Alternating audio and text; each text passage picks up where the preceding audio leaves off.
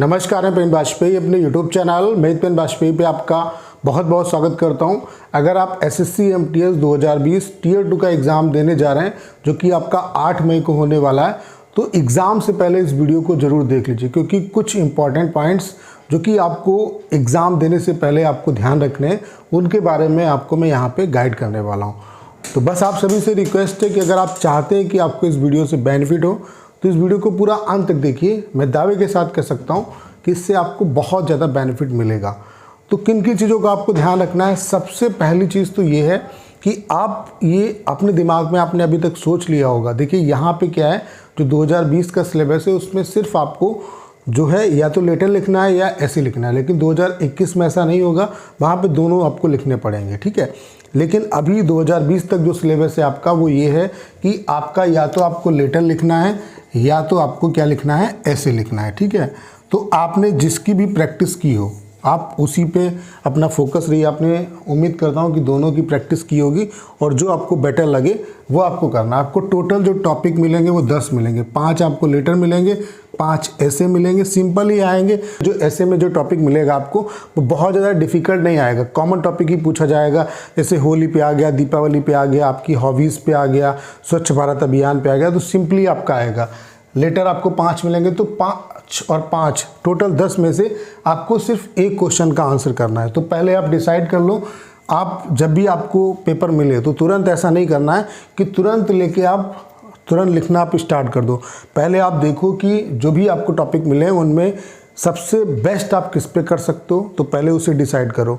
फिर उसके बाद अपना जो भी है, जैसे आपको 30 मिनट टाइम मिलेगा।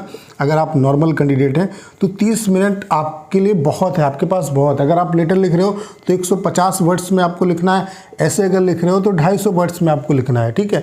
तो आपके पास टाइम भी बहुत है। अब आप अगर तुरंत लिखना स्टार्ट कर दोगे तो आप पहली बात तो ये है कि क्रमबद्ध तरीके से नहीं लिख पाओगे सारी चीज़ों को।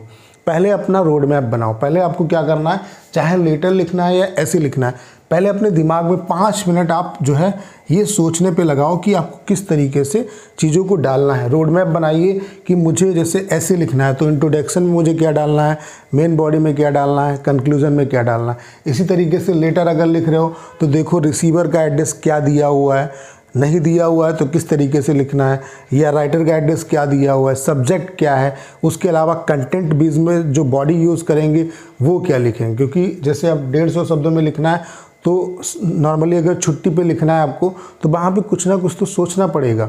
तो उसके बारे में पहले अपना एक रोड मैप बनाइए कि मैं किस तरीके से चीज़ों को रखूँगा, अरेंज करूँगा। और जो जो इम्पोर्टेंट पॉइंट्स आपको अगर लग रहे हैं तो उनको आप नॉर्मली जो है आप अपने जो भी आपको मतलब रफ वर्क मिलेगा उस पर आप उसे पॉइंट आउट कर सकते हो पेंसिल वगैरह से, उसे बाद में आप मिटा भी सकते हो, ठीक है। तो इस तरीके से आप जो इम्पोर्टेंट चीज़ें हैं उन्हें आप नोट कर लो, जिससे कि क्या है आपका रोड मैप रहेगा, तो आपकी कटिंग नहीं होगी। अभी ऐसा मैं क्यों कह रहा हूँ, क्योंकि कटिंग से आपको बचना है। कटिंग जो है बहुत ही डेंजरस है आपके लिए। और कटिंग कब नहीं होगी, जब आप पहले से सारी चीज़ों को सोच लेंगे तो आपका सारा कुछ जो है फ्लो में रहेगा। आप आराम से लिखो, मतलब बहुत ही इत्मीनान से आपको लिखना है, बहुत टाइम है, ठीक है। ऐसा नहीं शुरुआत में लिखना स्टार्ट कर दिया फिर गलती हो जाती है, फिर बाद में स्टूडेंट काफ़ी देर वेट करते हैं, उसके बाद उनकी कॉपी जमा होती है, ठीक है। जब टाइम पूरा हो जाएगा तभी आपकी कॉपी जमा होगी, इससे पहले आप नहीं जमा कर सकते। तो पहले आप अपना रोड मैप बनाइए, उसके लिए टाइम निकालिए, 5 मिनट आप टाइम निकालिए। सारा कुछ फॉर्मेट अपने दिमाग में बना लिया, जो जो इंपॉर्टेंट चीज़ें हैं उनको आप अपने कोड वर्ड में नोट भी कर सकते हैं और फिर आप लिखना स्टार्ट करो। तो सबसे पहला काम तो आपको ये करना है। दूसरा, कटिंग नहीं करनी है। अगर बाई चांस कटिंग हो जाए तो वहाँ पे सफ़ेदा वगैरह का यूज़ नहीं करना और ना ही इस तरीके से निशान बनाना है, क्योंकि इस तरीके से अगर चीज़ें करेंगे आप तो वहाँ पे क्या है, अगर बाई चांस एग्जामिनर से वो चीज़ें स्किप हो सकती हैं। अगर आपने मान लेते हैं कोई शब्द अगर मिस्टेक कर दिया तो अगर आप वहाँ पे कटिंग नहीं करोगे तो हो सकता है बच जाओ, लेकिन जब इस तरीके से कटिंग कर दोगे तो वो उसकी नज़र में ज़रूर आ जाएगा, तो उसके मार्क्स भी आपके कट जाएंगे। इस चीज़ को आपको अवॉइड करना। उसके अलावा एग्ज़ाम सेंटर पे जाके बहुत ज़्यादा बातें नहीं करनी है, किसी से बहुत ज़्यादा बातें आप मत करो, ठीक है। आप जब एग्ज़ाम देने जाओ तो टाइम से पहले आप पहुँचो, उसके बाद अपना इत्मीनान से एक जगह पे बैठ जाइए। अपने आप को रिलैक्स रखना, क्योंकि आप ज़्यादा बातचीत करेंगे तो आपकी बॉडी से एनर्जी निकल जाएगी, फिर आप उतना बेहतर नहीं कर पाएंगे। तो इस चीज़ का आपको ध्यान रखना है। उसके अलावा जब आप एग्ज़ाम हॉल में बैठेंगे तो किसी पड़ोस वाले पे ध्यान नहीं देना है कि पड़ोस वाला क्या लिख रहा है, या वो क्या लिख रहा है। हर आदमी का एक अलग लिखने का परसेप्शन है, सोचने का परसेप्शन है। तो अपने दिमाग से जो आपने अभी तक सीखा है, चूँकि ये स्किल का ही काम है, लिखना एक कला है और आपने अभी तक प्रैक्टिस की है, तो अपने दिमाग का यूज़ करो। जो आप अपने आप से लिखोगे चीज़ों को, उसी के नंबर मिलते हैं। ये सिर्फ आपको चेक करने के लिए, आपसे ये चेक करने के लिए सारे जो प्रोसेस है वो कराए जाते हैं कि आपके अंदर लिखने की स्किल है या नहीं है। अगर आप एक MTS की जॉब कर रहे हैं तो क्या आप लेटर लिख पाएंगे या नहीं लिख पाएंगे, तो सिर्फ ये जज करना होता है। तो किसी की आपको नकल नहीं करनी, या हो सकता है दूसरा आदमी किसी अलग तरीके से हरकत कर रहा हो तो वो हरकतें नहीं करनी है। कापी में बहुत ज़्यादा सजावट आपको नहीं करनी है। तो इन सारी चीज़ों को आपको अवॉइड करना है, ठीक है। तो इन सारी चीज़ों को अगर आप इम्प्लीमेंट करेंगे तो डेफिनेटली आपको फ़ायदा होगा, और इसे करिए। और जो आप प्रैक्टिस कर रहे थे वो एनफ है आपकी।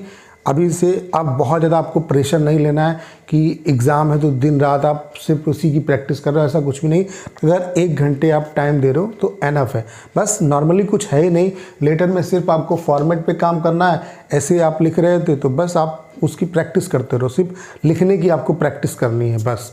और कुछ इम्पॉर्टेंट है नहीं, ऐसा नहीं कि आप कुछ, जैसे आपका Tier 1 का एग्ज़ाम होता है तो इंग्लिश में यही क्वेश्चन आएंगे, तो ऐसा कुछ नहीं। सिर्फ आप फॉर्मेट सीख के जाओ।